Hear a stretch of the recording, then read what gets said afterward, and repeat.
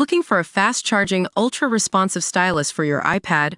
Meet the 2X Fast Charge Active Stylus Pen, designed for 2018 to 2025 Apple iPads. Take your creativity and productivity to the next level.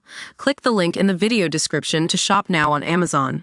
The state of emotional intelligence in our society is a pressing concern that's been exacerbated by recent documentaries and true stories we've all heard about.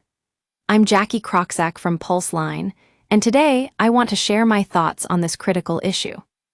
We define emotional intelligence as the capacity to be aware of, control, and express our emotions, while handling interpersonal relationships judiciously and empathetically.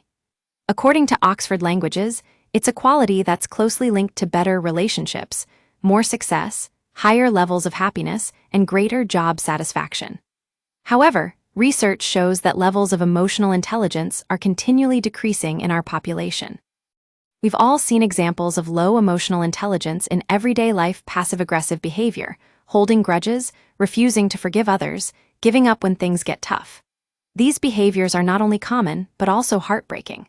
Recently, I watched 2 documentary series on Netflix that left me feeling sad and disappointed. The first show, Titan, the Ocean Gate submersible disaster, highlighted the dangers of leading with ego and power over emotional intelligence.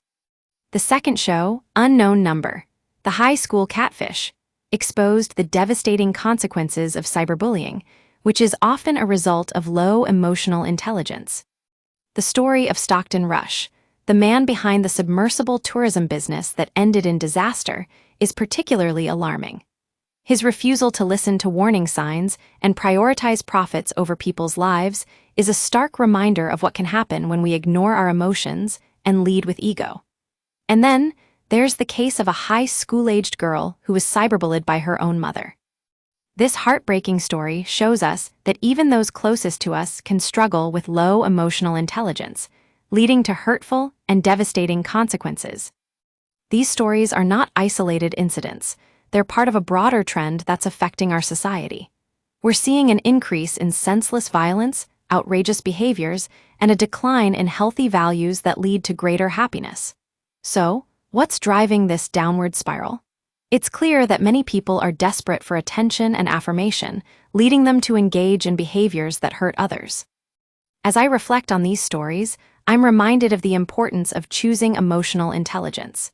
Emotional intelligence is not just a quality we're born with. It can be developed and cultivated over time. By recognizing our emotions and taking steps to manage them, we can build stronger relationships, achieve greater success, and live more fulfilling lives. So, why wouldn't someone want to make decisions that lead toward more happiness and better outcomes? I believe it's because many of us are still operating from a place of pain and unresolved trauma. We're often driven by fear, anxiety, or feelings of inadequacy, rather than our desire for growth and self-improvement. But here's the thing: choosing emotional intelligence is not about being perfect. It's about taking steps in the right direction. It's about acknowledging our flaws and imperfections while striving to become better versions of ourselves. As Pulseline, we're committed to helping you develop the skills and strategies you need to cultivate emotional intelligence and live a more fulfilling life. So, let's choose emotional intelligence together. Let's prioritize our well-being, nurture our relationships, and strive for growth and self-improvement. The outcome may not be immediate, but with time, patience, and practice, I'm confident that we can create a society where emotional intelligence is valued and celebrated.